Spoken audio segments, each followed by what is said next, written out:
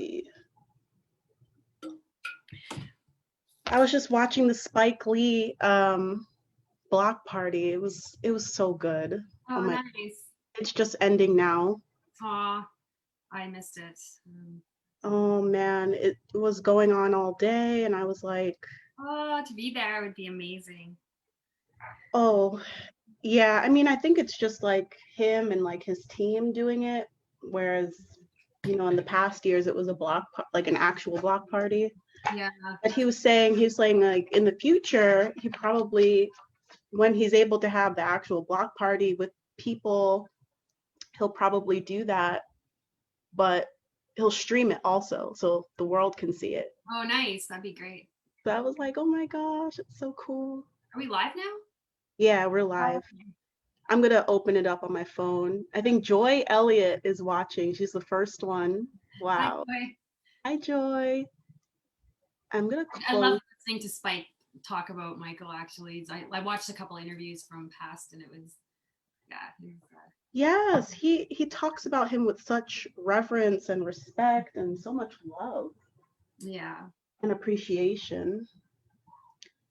And I just, you know, today is like, it's weird because today is like a celebratory day, and I just like spent the last hour immersing myself in the music.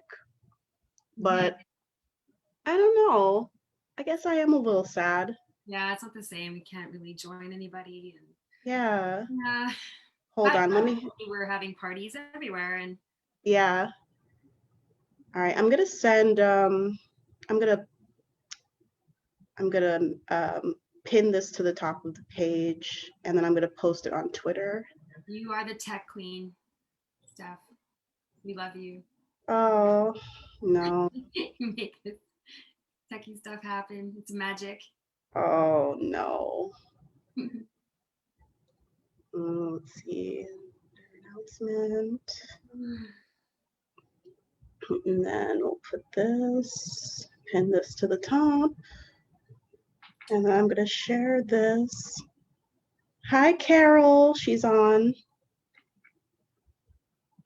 Just check and then let me also, we're going to get started in a couple minutes. Get started soon.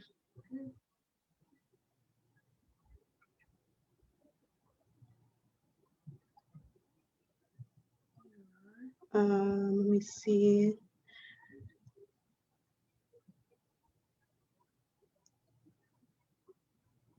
Do you have it on your phone? Yeah, I got it. Got it? Okay. Got it. All right, perfect. All right, now I'm going to put it on Twitter. Let me see. And let me make sure. All right, okay, it's just us two. Okay. And copy this, share this to, because we actually have an event page. So let me just put it in there too, just in case people are looking for it. Events. Where is that? There it is.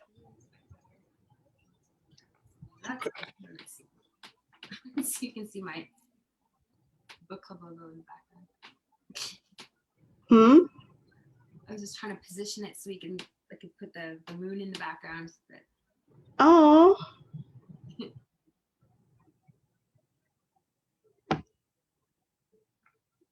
Okay. Let's see here.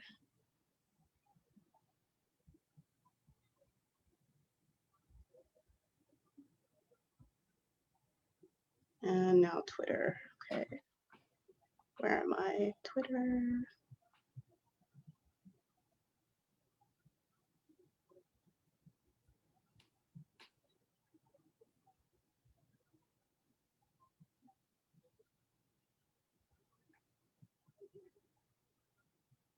I think the hashtag that they were trying to do today, the special hashtag was Michael Jackson Day, but I don't think it took off as well as everyone thought.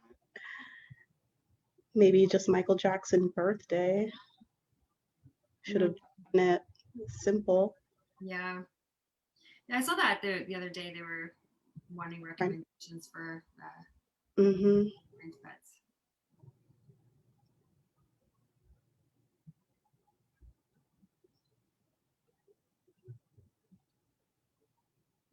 Okay. All right. I think I'm all set. We're all good. We're all good to go. The questions are great. So for all of you that are here with us so far, we do have a contest to announce at the end. We may actually, I was thinking, Tammy, we have 3 questions that we're going to do for the contest, and I was thinking of I don't know. I think they're kind of hard. So I'm gonna give one question, one answer away, and then I'm gonna, so if they were listening, they'll be able to answer it. If they were part of the live, they'll know the answer, and then I'll post the other ones after. You mean out of the questionnaire we have here? Okay. I think that's what I'll do. Oh, Paul's here.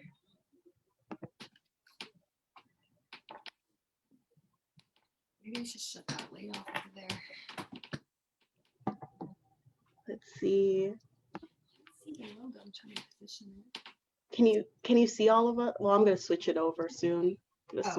I'll switch it to full screen so we're not looking at this poster.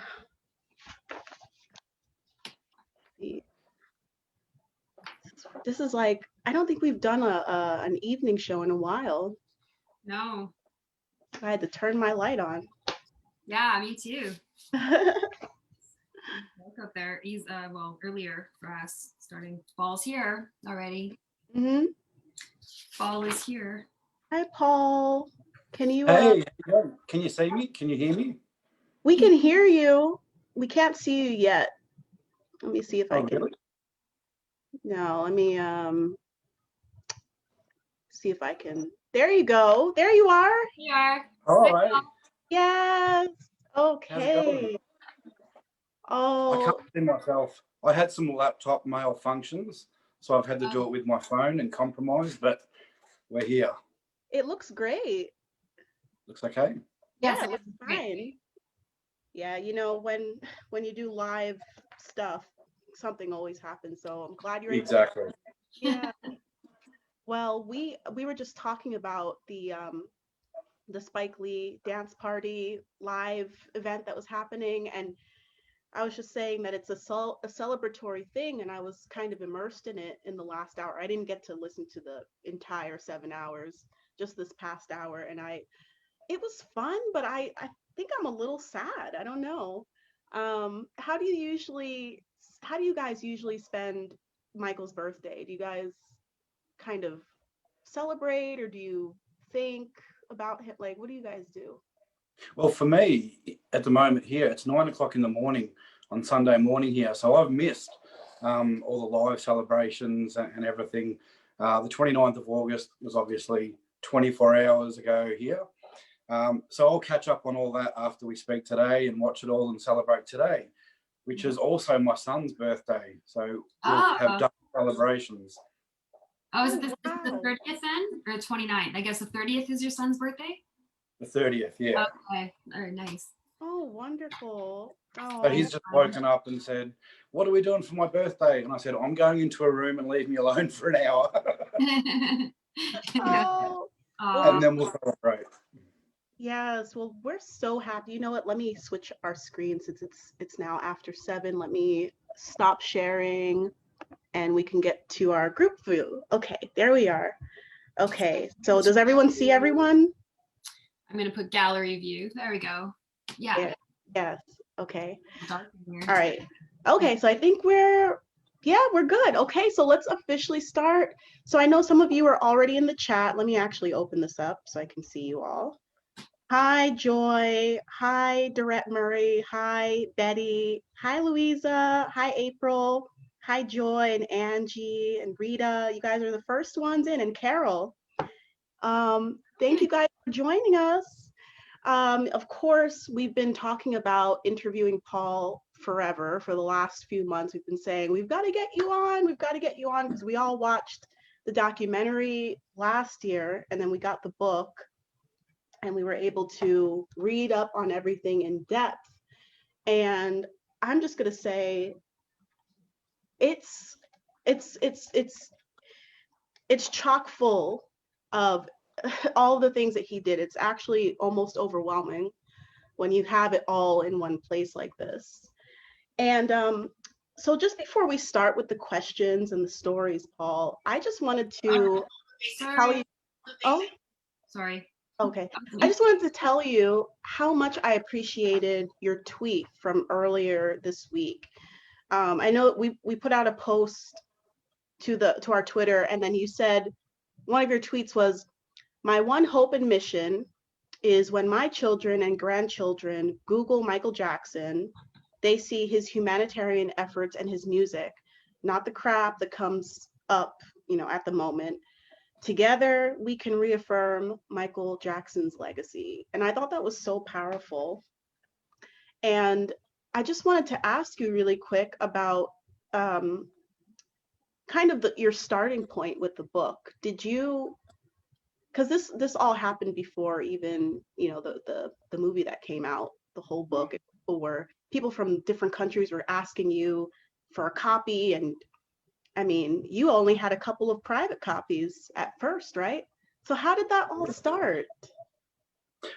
So where does it start? Geez. So probably starts, I run a Michael Jackson Australia fan group and page as well. And I've been doing that since just after he came here for history, I think it was.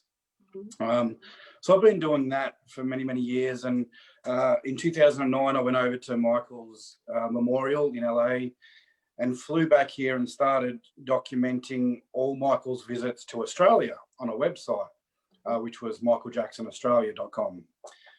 Which has since been taken over by the estate. But anyway, so I started researching all of Michael's movements to Australia from 1975 and 85 and 88 and 96. And I started finding all the hospitals he visits and all the people that he, contacted and helped. But none of it was in the mainstream media. And I started finding more and more.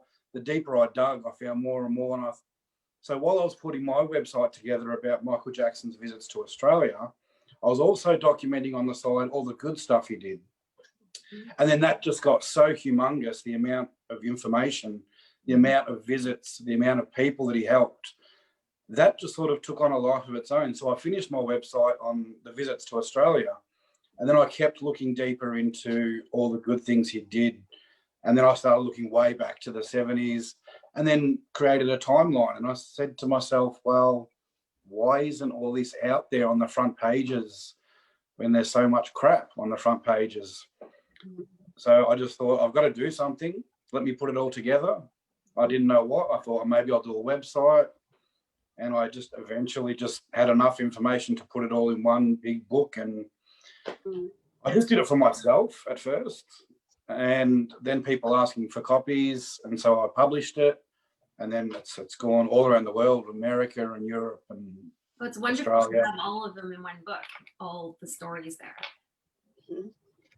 Yeah, because I'm a big collector of Michael Jackson stuff, as you can probably see, and I've got lots of books, but I didn't see any that concentrated purely on his humanitarianisms, and I thought that's a massive part, if not a bigger part of him than his music.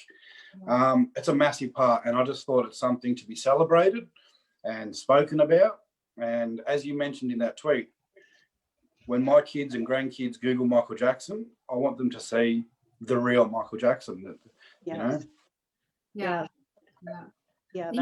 He did more hospital visits than concerts, right? Or every time he went to on world tour into the cities, he would go to the hospitals and spend time, and not only just donate charity, he would spend time with them. And that's not what you see other celebrities doing, to give them his time and and hold their hours and hours. Yeah. And not only did he spend time with them, he would follow up with them for years, sometimes their entire rest of their lives. He would keep following up with them and paying for their bills or, you know, whatever they needed. That was the most amazing thing for me. Well, before we get into the questions, I just wanted to share my favorite story in the book. So this is from March 3rd, 1995 on page 76.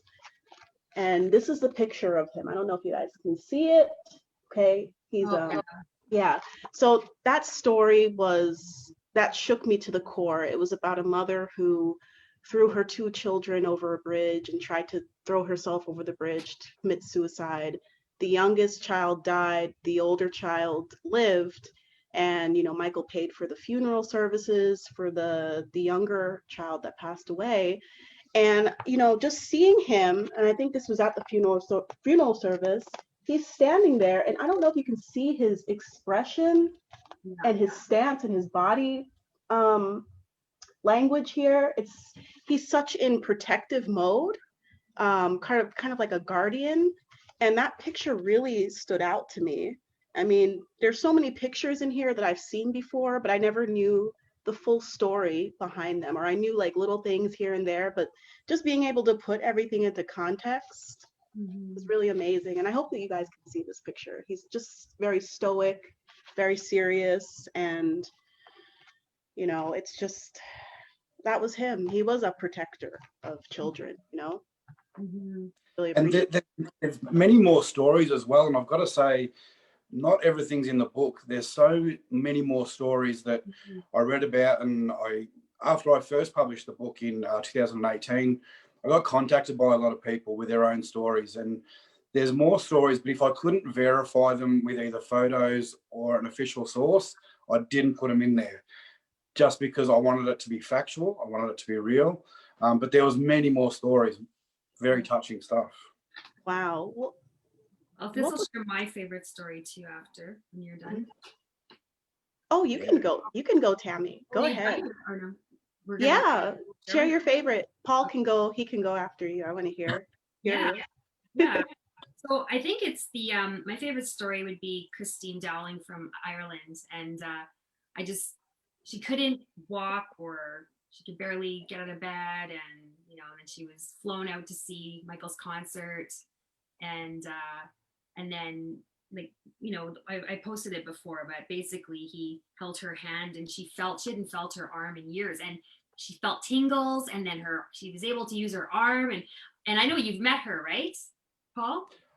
I haven't met her. I've spoken to her. Spoke with her, right? Yeah. Yeah, and it's like she planted a tree after he passed away in Ireland, and but it's just you hear so many stories that people are affected like for the rest of their lives. Either they got better, or they were cured, and I'm not saying he's, you know, curing, but kind of is. Like he kind of does affect them profoundly, and their arm, she was able to use her arm again. So all I know is that the experience was just with them forever, you know, and physically changed her too. So did she say anything to you about that? Like about, does it still with her? Is she still affected by him to this day? Yeah, definitely. So she's still a very big fan, a very big protector of his legacy. She's on Twitter. So she reached out to me after I first published my book, and because I was making the documentary, and I said, if there's anyone out there with stories, I want to speak to you. And so when I was making my documentary, I was trying to get an interview with her, but because I'm in Australia, she's in Ireland, I couldn't really fly over, although I thought about it. And so we were trying to set up some cameras with her and a couple of friends so we could do an interview, but it never happened. But ever since then, we've remained friends, and we've spoken a fair bit. And she's still a very big fan and a big protector. And she told me that story, and it's pretty touching. It's one of my favorites as well. And it's true story. That's amazing. That, you know, fix her arm that way by just his energy or whatever it was. I don't know. And there's quite a few stories like that. There are. And I think Tiffany Rao was one that he met in the 80s, the late 80s. She's in the documentary and the stories in the book. And she said, my favourite quote was, there is strength in hope. Yeah. And giving the gift of hope to someone who hasn't got any is just so powerful. And that is a reoccurring theme for all the kids that he helped and gave the gift of hope to. Yeah. You know, it's unbelievable. You see it over and over. Yeah. Yeah. Well, what was your favorite story? I don't know if you can even choose a story. But choose. Look, there's a few. Christina was one of them. There's one. There's a story he was on the history tour in South Africa, and one of his photographers tells this story in one of his books. But so Michael and the photographer were walking through a hospital with his entourage, a couple of bodyguards, and they came across an isolation ward where there was a little, I think he was 3 or 4 year old child in there by himself. He'd been isolated with an unknown disease. And Michael said, how come he's in there by himself? And the doctor said, well, we don't know what's wrong with him. We don't know what disease he's got. It could be contagious. He's got to be isolated. And so Michael said, okay. And they walked a couple of steps. And then Michael ran back into the room and held this baby. And all the doctors and nurses and entourage were like, we can't go in there. What are you doing? What are you doing? And so Michael gave the kid a hug and they embraced. And then he came back out and everyone said, what are you doing? This child has a disease. You're putting yourself at risk. And Michael said, I'm doing what any mother or parent would do. And that child needs to be held and embraced. And that's what I did. Oh, and it was just what he did. It was second nature. Mm-hmm. He didn't think twice about it. So that is a great one. Wow. There's a lot of stories. I think he always surprised people, like dignitaries and official people, doctors that were around him. There was a story in your book where, I don't know, this kid tripped and he was surrounded by his entourage, cameramen, everyone, but the kid tripped and he ran over and just picked up this child. That's just who he was. Yeah.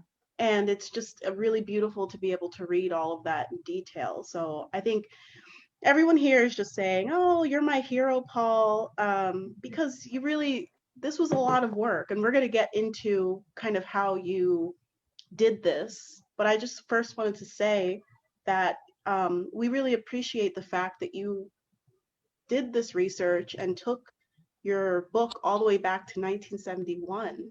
Mm-hmm. I think we know as fans that Michael Jackson had these humanitarian ideals at a young age, but I don't think a lot of people know that that's kind of where it started. And, even when you look at his songs from that time period, the early 80s, a lot of them have humanitarian themes, Be Not Always, Can You Feel It? Those are the ones that come to mind. And those aren't the ones that we always think about when we think of like humanitarian Michael. We think of Earth Song, and they don't really care about us, like the later things, but it really did start early for him. Oh, and even as a child, he's like, what, 5, 6, 7 years old, when he would get his allowance, he would go and buy candy for the kids. He's been giving to children when he was a child. So this is nothing new. When people who are not fans might think that, oh, he likes to be around children, but this is when he was a little kid too, and he was a teenager, and he was just elementary school, he's always been that way. Forever, So we'll start. I think everyone's born with a purpose, and it's plain to see that Michael Jackson's purpose from the time he was born was to have this amazing effect on the world and what he did for the world, and he achieved it. Mm-hmm. He really exceeded. Yeah. Well, all right. So I guess we can get right into the questions now. We have a few for you. I hope you're up for that. So the first thing, and we touched on this a little bit, can you describe the process of collecting the interviews, the newspaper stories?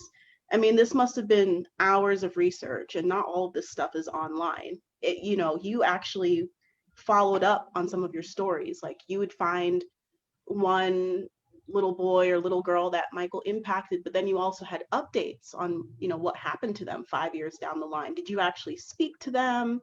it sounded like that in a lot of the stories. It actually personally spoke to them. I did speak to a lot of people, mostly via Twitter and Facebook, because being in Australia, I'm a little bit isolated. There was only so many cases in Australia where he helped people. I spoke to a few of them, but so from people around the world, I pretty much spoke to via Twitter and Facebook, and hours it took me.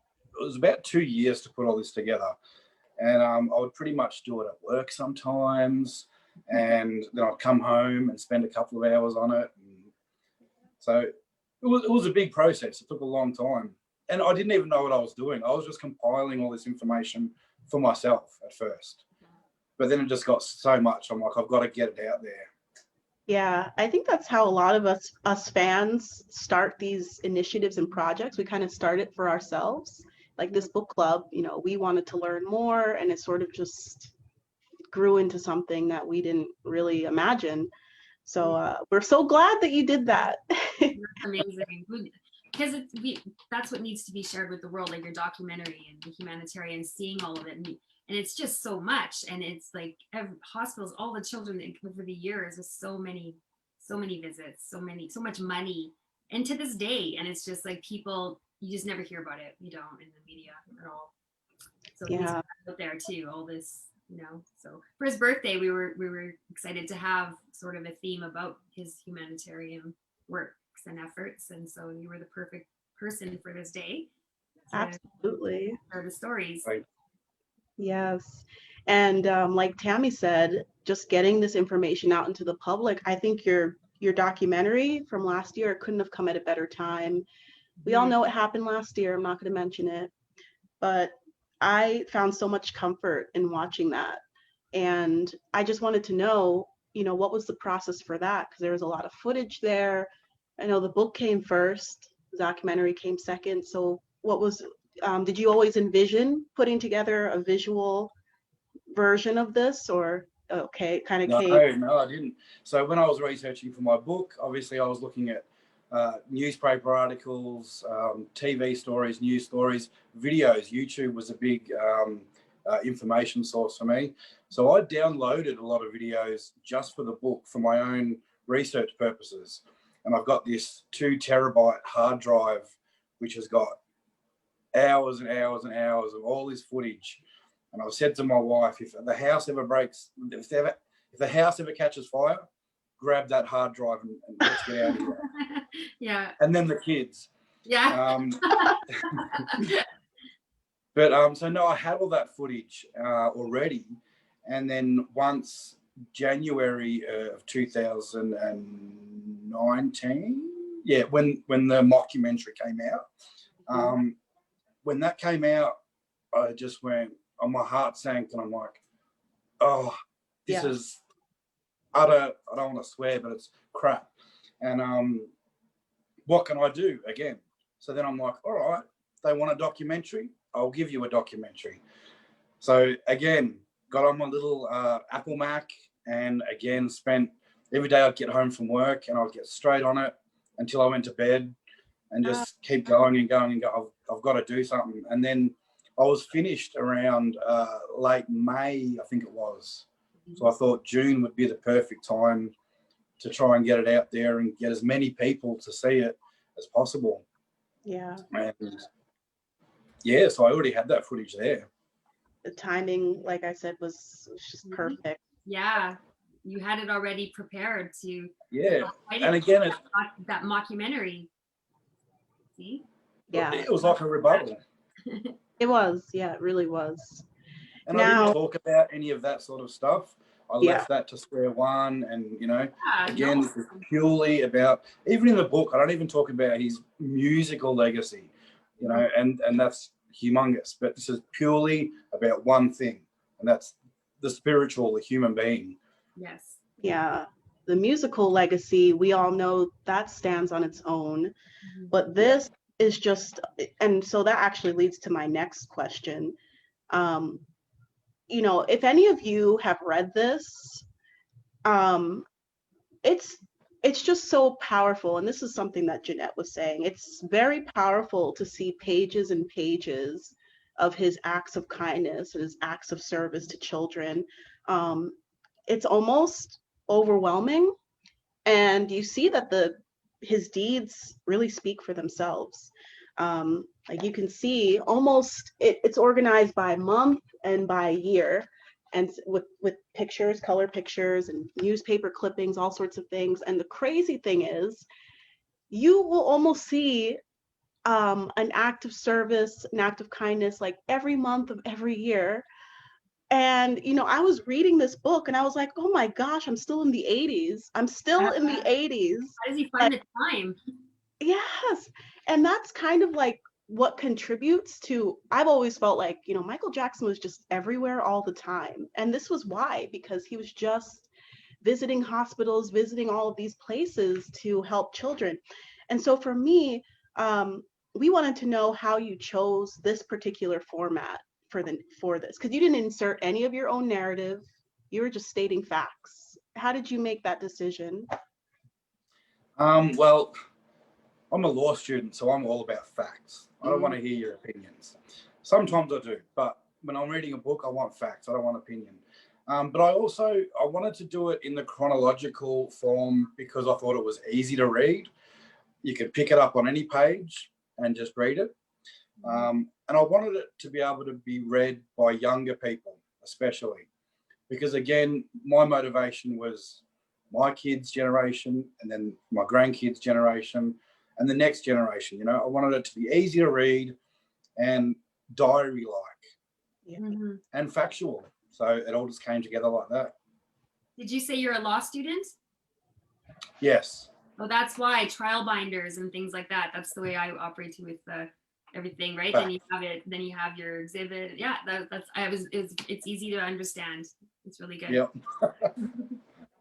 Is. Okay, you're up, Tammy. Well, yeah, I guess we touched on this already about Michael's humanitarian. He's been one pretty much his whole life, and where that came from, and whether he had a lot of influence from his mother and his being a Jehovah's Witness as a child, and service mission work, on Sundays and that sort of thing, and he grew up believing that, yeah, like your charity is from your heart and it's not to be not for publicity. So he didn't have TV crews with him to do that. I mean, sometimes it happened, but so just wanted to know what do you think, were there other factors with that, or where do you think his kind heart and his humanitarian efforts came from after researching him and the specific well, as I touched on before, I think he was a bit of an angel. I think, we've all got a purpose in life, and his purpose was massive. And I can't explain it. I'm very into the spirituality of it, but I really feel like he was a bit of an angel. I hear stories of patients when he would touch them on the head, and he was so kind and gentle, but they would feel a warmth rush through their body. Yeah. And then, so many stories of kids visiting Neverland, and then their sickness or disease would go, and they'd go and see the doctors, and the doctors would say, we can't explain this, but you're okay, you're cured. So again, as you said before, I don't want to say he could cure, but he pretty much could, and there's power in hope and the spirituality. Yeah, I think that you could write another book just based on that, like, the people. I know you touched on it in your book, but wow, there are so many stories. And even there was Taj and with Square, when they did a tour, and I saw them, they were on a sort of talk show, and there was this girl there in the audience saying, I don't know where they were exactly, but came up and she was like, oh, like he saved my life, and another person who got a liver, and things that we know of a couple patients, Farkas and some other people that received some help from him, but he actually saved people. He really did, and supported them for their lives sometimes. And so out of those people that you have stories then that people were affected and they were cured or whatever. do you know, like, were there any stories that you missed? I know you were just talking about the one there that in the hospital, but were there any that you wanted to share that was pretty amazing? That Well, there's quite a few of kids with cancer because, you know, when they visited Neverland, they used to come in 100 packs of kids and their parents and the staff. And we only have heard a couple of stories from those kids. Some get better, some don't. right. Some, that visit and that hope extends their time by months, maybe years. But a lot of these happened in the 80s and 90s. So even if they've extended their time, a lot of them may not be around just because it was, you know, 40, 50 years ago. But there is other stories, and there was one, funnily enough, that I couldn't find the source of, but it was a comment, and I'll put it in the 2020 revised version. It wasn't in the first one, but it was a woman she went by the name of Swift Heart, and she commented on a blog on Oprah.com, funnily enough, which has now been taken down. But she spoke about being a cancer patient and going to Neverland and coming home and then going to the doctors and being told her cancer was gone and they couldn't explain it. And I think there's many, many stories like that out there. There's a lot of stories that aren't out there, that are private. But the amount of kids that went to Neverland and tell of these stories, there's got to be more out there that we don't know about. And this all happened before social media. Right. And that's the thing, like all the kids that visited Neverland primarily were sick children, and Make-A-Wish Foundation, and in that lady you were speaking with, I can't remember her name right now, that she works for Make-A-Wish, the one that she had the dance with Michael, and she, you know, and you gave her that hope, you quoted her, she worked for Make-A-Wish Chapter, yes. And so that's what it was about children escapism, you know, and getting away from their sickness for a day and playing, and that's what he was all about. And they twisted the narrative, of course, to why children come to Neverland, but that's what it was about, is underprivileged children who may not be able to see the ocean and animals. And then also I guess you mentioned that as a child he would write letters to these sick children. I mean, there was like, there's in between song recordings, and during school, young Michael as a child would find time to write letters to sick children in hospitals. Do you know if any of those letters are preserved, or have you ever seen any of these letters? I've seen a couple. I don't think they're in the book. They're probably out there on the World Wide Web. I've seen a couple. And again, it's hard because in the early 80s and 90s, there was no internet. People couldn't upload their things to Pinterest or YouTube. And so you have to dig deep to find some of this stuff.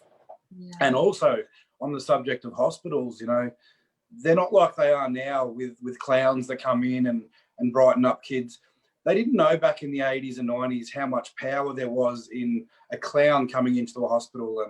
And you know, the story is based on Robin Williams' Patch Adams, how they found in the 80s and 90s that they were providing hope for these kids, made them live longer and helped their illnesses, and the spirituality of it. They didn't know back then. So that the hospitals were a bit different back then. They were a dark, sad, gloomy sort of place. Now you've got kids' wards with, you know, big paintings on the wall, lots of colour, and some even have zoos in these hospitals. And oh, wow. They do a lot more now, but back then it wasn't like that. They were all very doom and gloom and a bit sad. So to be able to give these kids hope and something to smile about and look forward to. And a big thing Michael used to do was when he visited these patients was give them something to hold on to. Like he'd say, look, I'm coming back in a few years, hold off and I'll come and see you again. Or, you know, my concert is in a couple of months, hold off and come. And they would hold off and they would be strong and fight because they had something to fight for. And that's just powerful, so powerful. Oh, I'm getting emotional.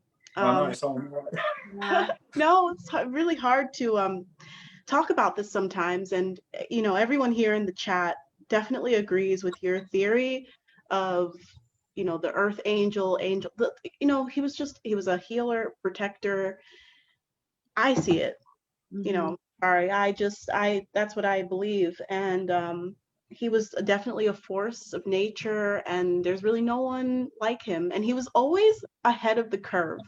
Like what you said about the Patch Adams, clowns and the happiness in hospitals. He was just doing that naturally. It was just like instinctual to him. And now it's like a big thing. And so that actually leads to our next question.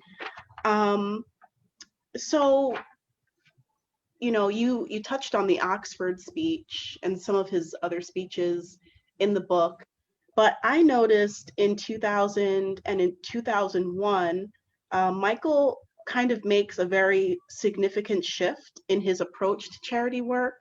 So he goes from doing like individual acts of service to like kids in different countries to actually trying to create like an initiative that would heal the source of childhood trauma, pain, and suffering by, hoping to strengthen the family structure and the home life of children.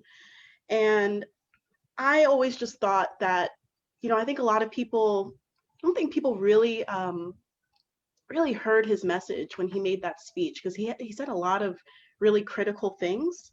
And this was back when he met Rabbi Shmuley, as we know, and this was the Heal the Kids Foundation. What do you think inspired him to take more of a, what's the word I'm looking for? Like a whole approach, like a holistic approach, I guess, to charity work? I think in some regards, I think he saw it as being proactive as regard instead of reactive. So he spent decades traveling the world, seeing so many horrible things, abuse victims, and so instead of trying to react to that and help the abuse victims, how do we be proactive and stop that abuse? And for the next generation, he talked about parents, read to your kids at night, sit down at dinner time around the table, turn the TV off, all these simple things that is more proactive in family abuse and neglect, and which breeds some of the problems that he was tackling. So I think it was more of a proactive approach of the next generation will be better because the parents. He was trying to teach the next generation how to look after their kids and be more proactive than reactive to abuse, I believe. Yeah, that definitely makes sense. And yeah, I think some people agree. Mona says it's so interesting that at first glance seems to be all about the heart and the compassion, but he's also really smart, in taking that proactive approach. So Jeanette actually had this question here, our next question here. Um, it's really interesting because Michael grew up in a very specific time period. This was the post-civil rights era in America, and there are actually a lot of positive artistic influences like Marvin Gaye singing What's Going On. Um, he loved Three Dog Night, and their music is also peace focused. And we just wanted to know also, do you think that any of that, just being around those kinds of artists growing up, do you think that also had an impact on him? Because he's surrounded by the Motown world, and he was just in such a unique position. He actually traveled and saw the world as a kid, and he saw all of these. I am a big proponent of studying abroad in education, and I think that it's such a treasure um, to see the world in that way and to see how other people live. And sometimes I just wonder if that really contributed as well.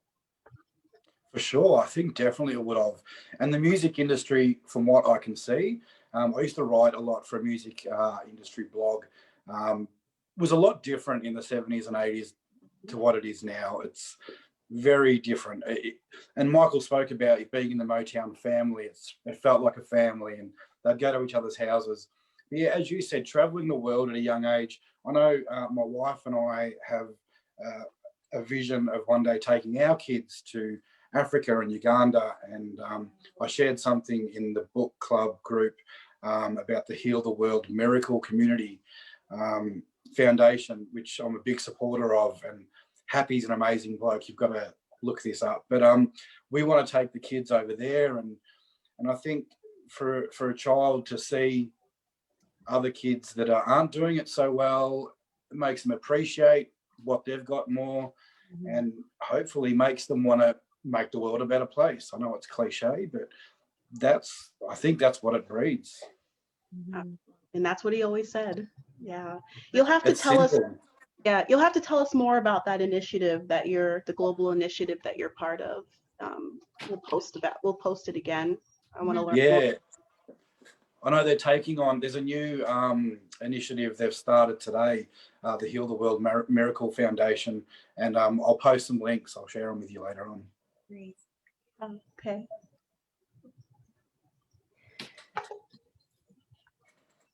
So there's a story at the end of your book that describes a teenage girl with rare bone cancer.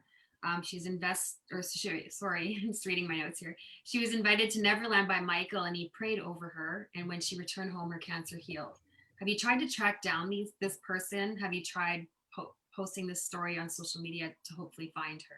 This was the one you mentioned from Oprah.com. Yeah. Oh, that's the one one.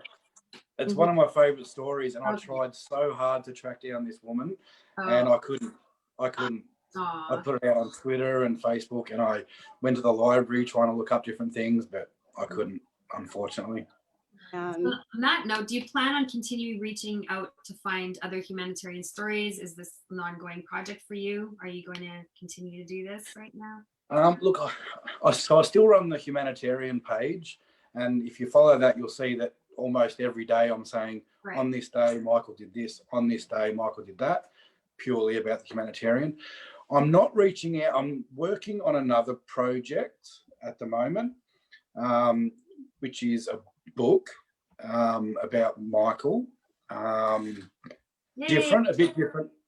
Sorry. I said, yay, we like books about Michael. Yeah, it's very, very different to this one. But no, I'm still receiving messages from people with stories. I'm not going to revise the book again with more stories, I don't think. We'll see how many come through. Yeah, I'm working on something else that's very different. I'll be happy to share those stories on Twitter and my Facebook page and all that, for sure. We're excited to know what your book's about when you're ready to share. Yeah. It might take a while. Yeah, that's okay. Yeah. Well, I know for new books, you can't rush the process. No. But I wonder, because I know that Tom Mesereau was putting together, he was also collecting acts of kindness and stories on Michael. Do you know of any updates to that project? No, and I was meant to email in this week to ask, because when the estate put out the message, does anybody have anything? I replied and sent them the transcript to my book in digital form, and Tom got back to me personally and said, thank you, this is invaluable, this is so good. And then a couple of weeks later, emailed me again and said, just wanted you to know that I'm still working on this. I love what you've done here, and I've actually ordered a copy of the book. And I said, Tom, you didn't have to order it. I would have sent you a copy, but okay.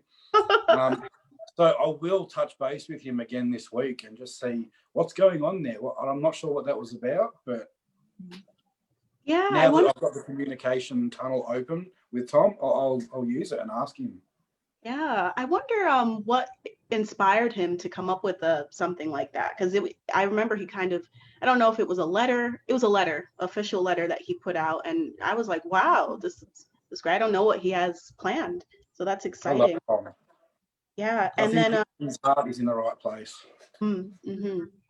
And then also, I know that Taj's documentary is on hold right now because of the pandemic, but I wonder, I mean, it would be great. He said that he wants to focus on the humanitarian side of Michael as well. I mean, I would hope that he would reach out to you and use the stories in your book as a guide.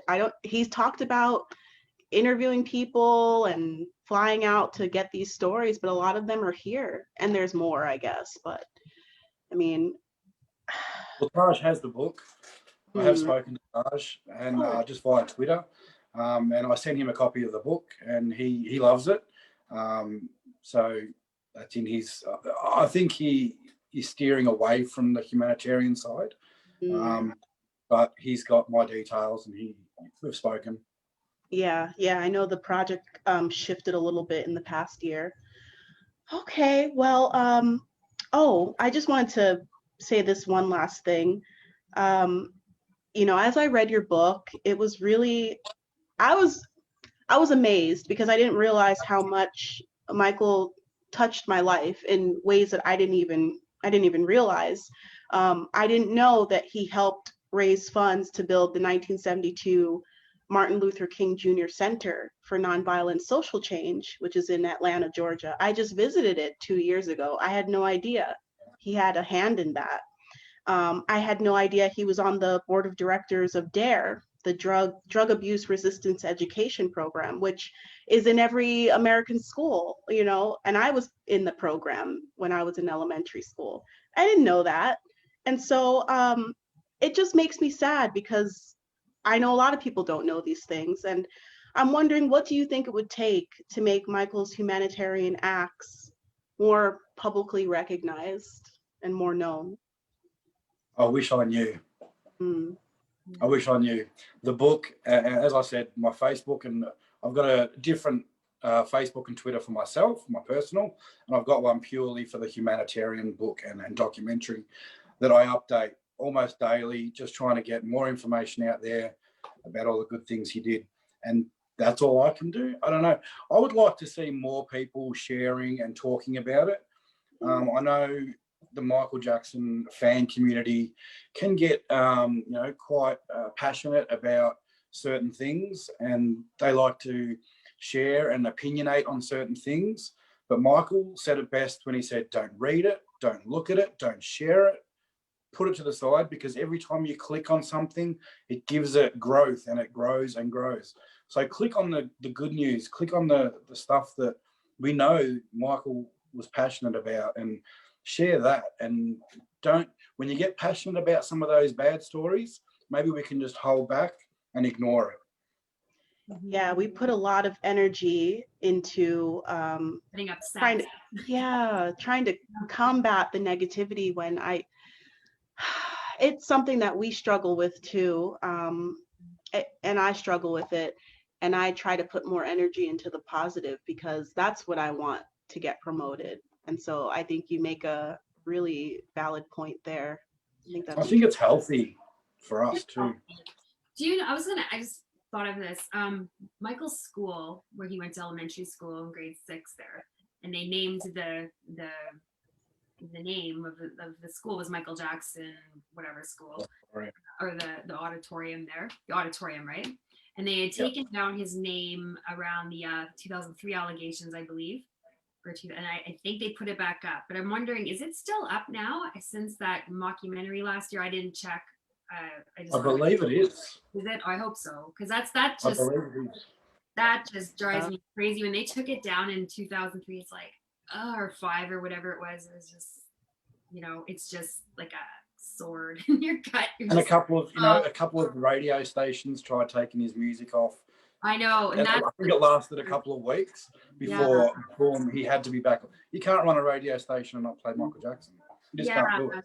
And that's the thing. After I watched your documentary a couple times, and I rewatched it again last night, and I read the book again, and you just, all of this goodness that comes out of both of the book and the documentary, and all of his good deeds, and then it's so infuriating that people have a different idea about him and what they think he was, but they don't know. And it's just, like there was this psychiatrist on my Facebook that said, what is I don't know, he's just putting out there, what is something that you're just tired of telling people it is just a random thing, doesn't have to be anything with the COVID, right? I'm like the only one, because there's all these smart answers, they're all a bunch of psychiatrists or whatever. I'm like, Michael Jackson was not a pedophile.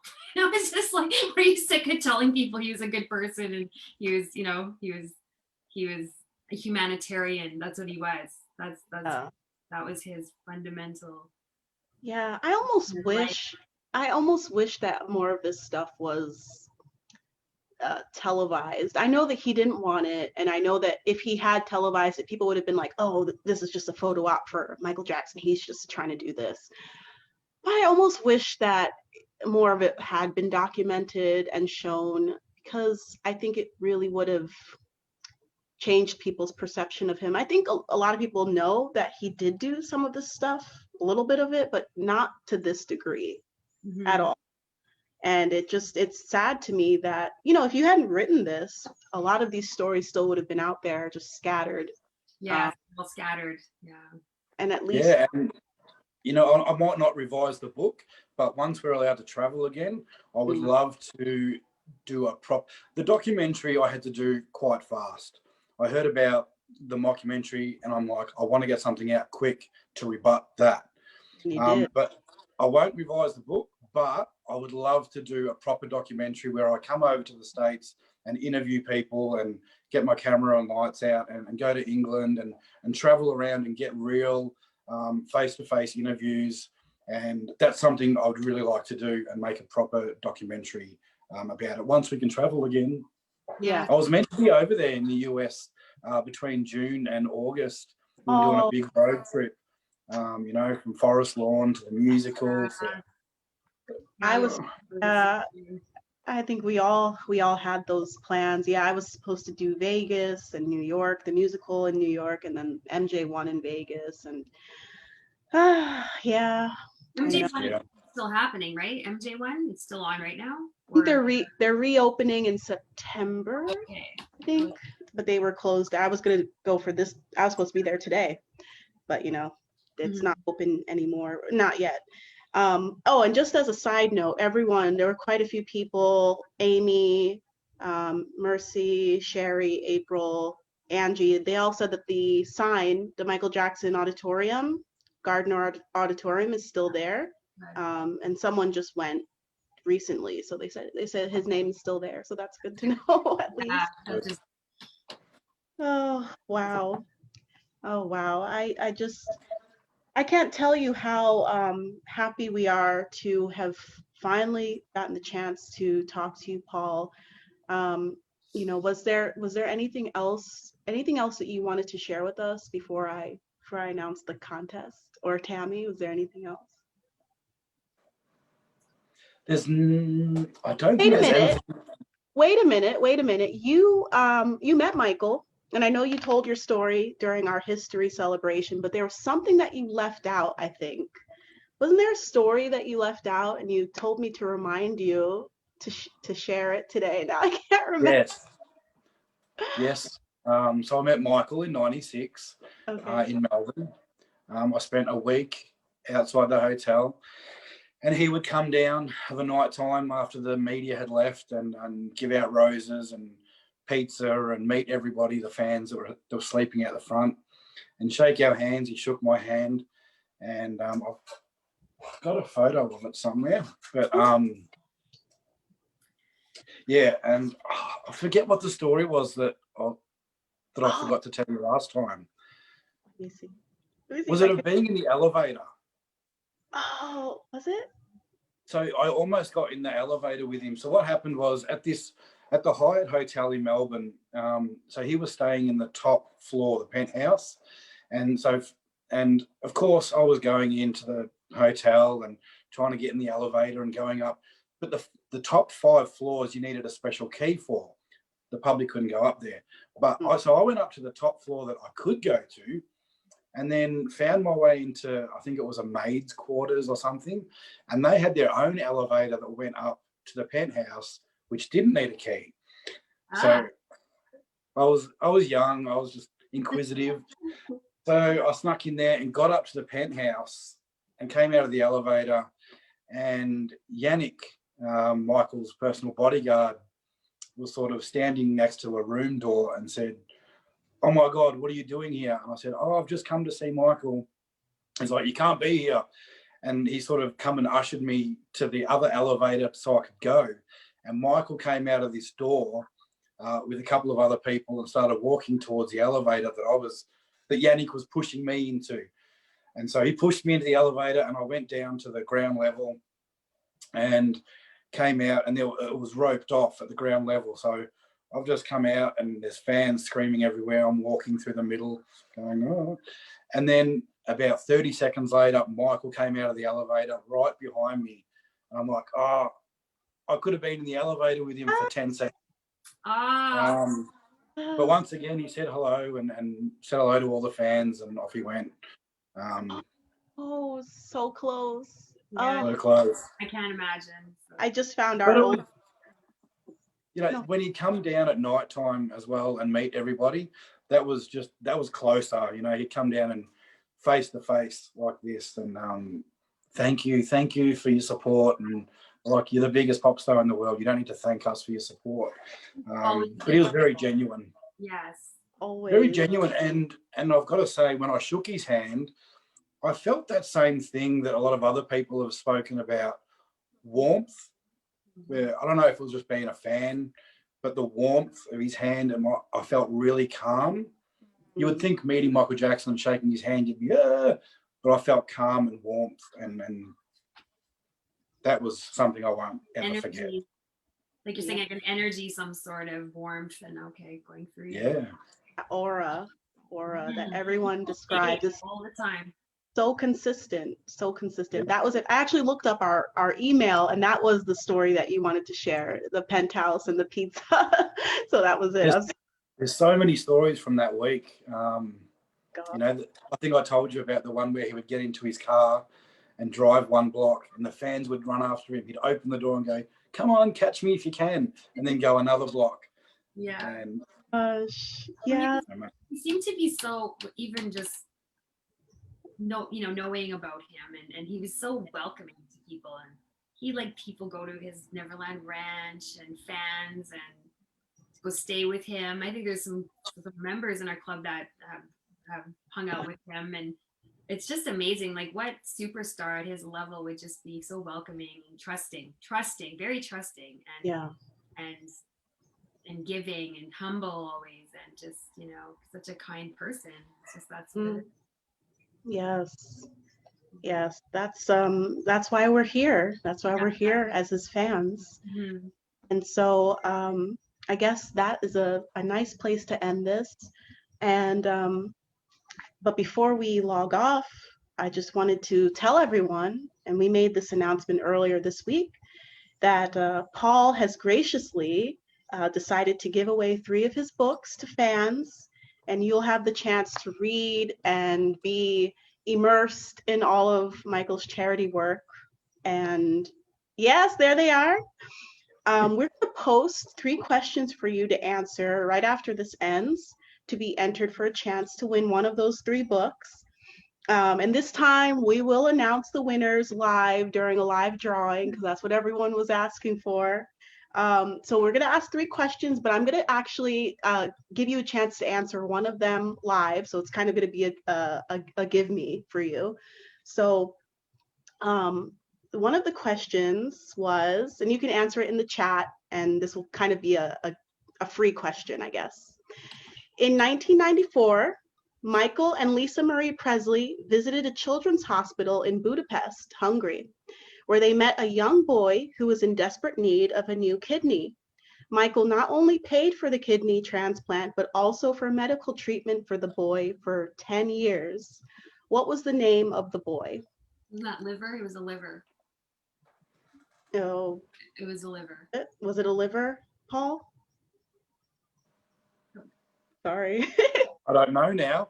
I'll go back. But anyway, that's fine. It was a liver. Yeah. Okay. So if you know the answer to that, you can put it in the chat, and that'll be the first answer to one of the questions, and then the other 2 we will post in the group, and then you message us, and then we will do a drawing for you. Yes, I think, yep, Pyra got it. Farkas, Angie got it, Farkas, and Mercy got the full name. Mercy Gallardo, Bella Farkas, yes. Yeah, you guys got it. So that's going to be kind of the style of questions that we'll ask, and then you'll have a chance to win. Yes, it was a liver. People are saying it was a liver. Yep. Great. You guys are on it. You guys are on top of it. That is excellent. Okay. All right. So with that being said, I just wanted to thank you, Paul, for taking the time to celebrate Michael's birthday in this way. We can celebrate his musical legacy forever, but this is just as important, his humanitarian side. And thank you. You're on the other side of the world from us. So thank you for waking up early this morning and joining us. And thank you guys in the chat, the book club members, for waking up early wherever you are. I heard someone in the chat is in India. Thank you for joining. Wow. Yeah. I just ask you, Paul, though, before you leave, like what's just sort of in a nutshell, after studying him for 2 years and all, what do you want people to know? What would be, of course, he's a humanitarian, but what did you learn that was surprising that you just want people to know? Is there something you can sort of sum up that? To me, it wasn't all surprising, but just that he was a human being, a decent human being, a generous, loving, angelic human being, and he did a lot of good. And don't read the garbage. Burn tablets. Read this. Yeah. How would we get that, by the way? If other people want to order it, I know you're gonna be giving some away as prizes, but is this on Amazon, or is there a way that people can order your book if you autographed it, or do you have that ability, or not really? Is like through your own site, or? Yeah, so through my site is humanitarianbook.com. Okay. And they can order from there.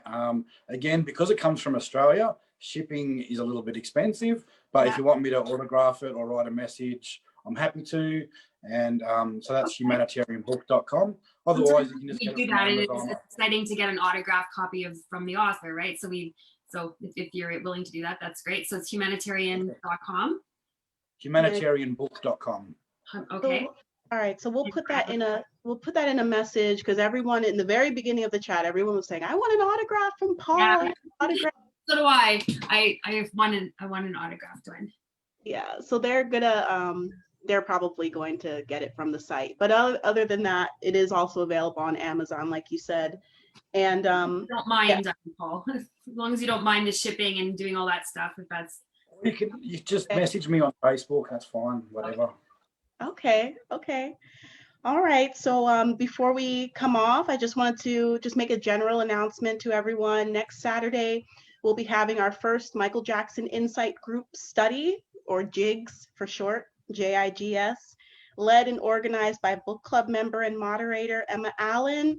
We'll be taking a deep dive into Michael's very own autobiography, Moonwalk, his own story up until the 80s, at least, in his own words. Next Saturday, September 5th at 8 p.m. GMT. Check the announcements section of our page for more details. That, I think, in my opinion, Moonwalk is a really interesting book, but not for the reasons that you think. I think Michael, I think he wanted to, he put a lot into that book, but I would have loved to have seen like an updated version of his life later in life, like a, continuation of his life. But we have this.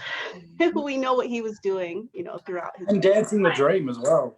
That's Yeah. a little bit of a continuation. Yes, it is. excellent, I think. But All right. So with all that being said, I think we lost Paul. sorry. Oh, Sorry. good, you're back. Sorry. Oh, perfect.